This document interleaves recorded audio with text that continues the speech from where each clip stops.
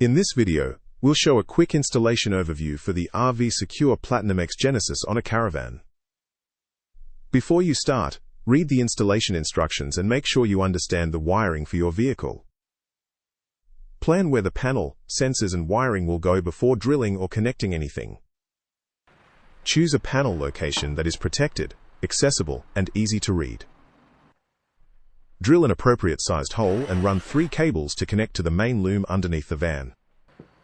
Mount the Genesis control panel securely with 2 screws, then route the wiring neatly back to the house battery, using a fused connection at the battery. Connect the 3 cables from the main loom. Blue is for brake, red is for stop, and brown is for clearance. If possible, mount the siren underneath the floor behind a crossmember, and connect to pins D and E. Install the sensors. Door read switches need correct magnet alignment, and PIR sensors need a clear detection area down the length of the vehicle. Once everything is connected, you are ready to power up the system. Insert the fuse. On first start, select the correct operating zone and vehicle mode. Next, connect Genesis to Wi-Fi using RVS Connect.